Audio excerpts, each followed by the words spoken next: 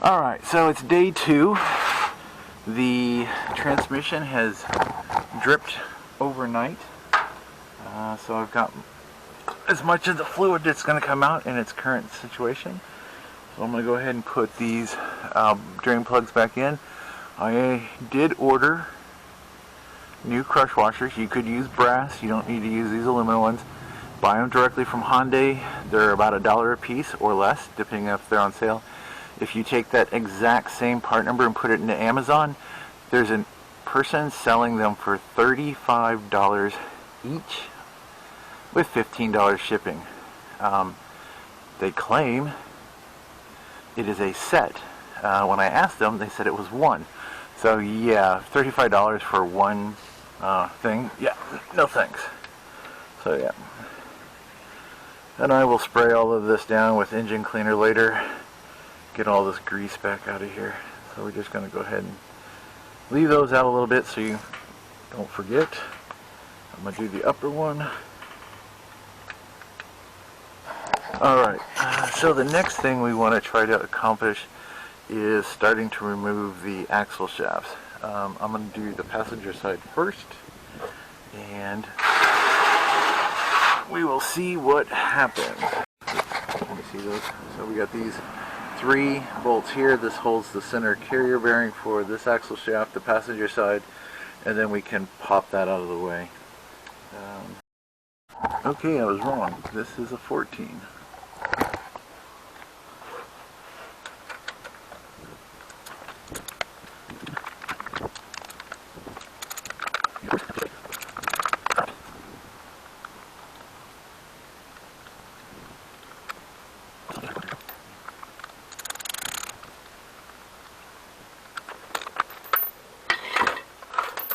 Now, I don't know if anything's going to come out.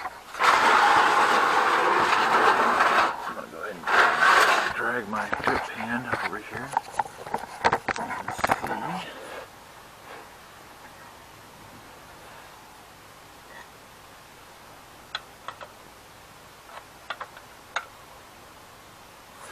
That is all of them, right? 1, 2, yeah, it's just pinned. There we go. So there's 2 little dowel pins here, so that's just not going to pop straight out. And then, what we need to do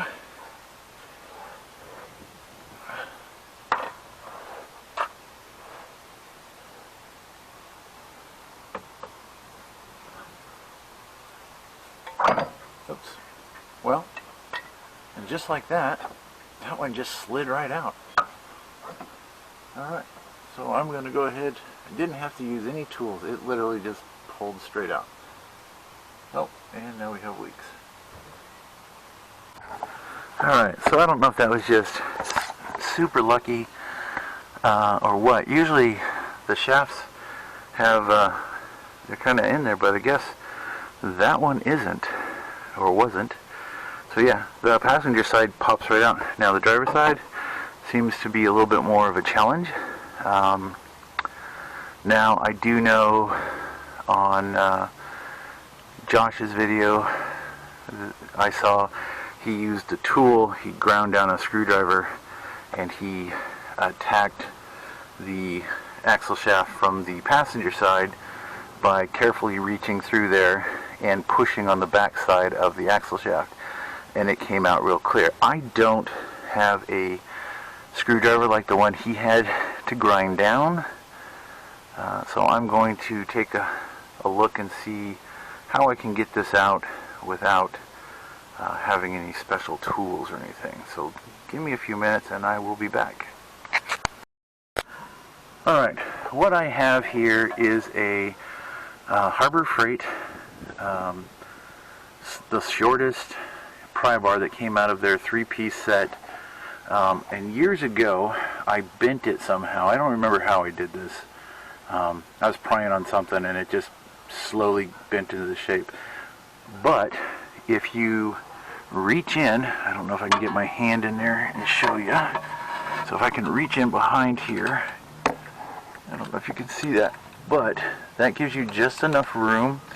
And there's a bolt, I don't know if you can see that right there, but you can get a hold of that.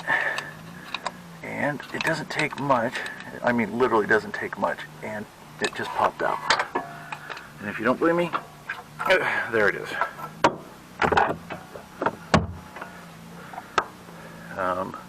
And the reason why the driver's side comes off differently is because of this keeper pin right here. So, no damage to this. I checked the other one before I put it away. I didn't videotape it. There wasn't really a whole lot to look at, but since I have this out, you can see that the rubber's in still good shape. There's no cracking or anything like that, and we have no leaks. So, that's that. And then if you look, you can see through the transmission. So that thing that's in the middle of the transmission is what you have to work around. So if you're coming in through the passenger side, you need something narrow enough to clear that gap, but you don't want it to scar up or scratch any of the stuff in there. So a hard piece of plastic maybe, I really don't know. Like I said, Josh used a screwdriver, and I just used this Harbor Freight dealie I made. The other thing I was going to try, if that didn't work, was this guy that I don't know if it's got a name. Okay, this is Herbrand. I have no idea. I've had this thing for 40 years or more. But actually it's an alignment tool, so you can, if you have two pieces, you shove that in there and that lines everything up, and then the other part is for prying things around.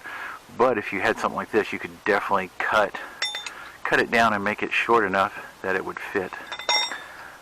So a couple of different options for you to get in there and do that, but that is how I did it. So the next video coming up will be taking everything on the top end apart and getting everything ready to start to remove the transmission.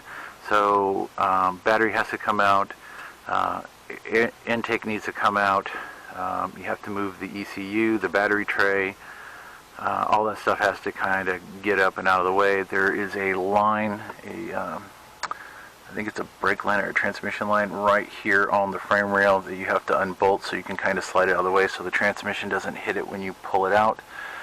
But yeah, we are making progress. I haven't done any of the unbolting of the transmission mount or anything like that. I'm trying to keep everything stable right now. I've seen a couple of videos, people are using jack stands on the bottom to hold the motor. I'm probably going to use a jack stand at the bottom, but I'm also going to put a board across the fenders on the inside, and probably a ratchet strap just in case for some reason the jack stand slips. The last thing I want is the motor falling and ripping out lines and busting things that don't need to. So better safe than sorry.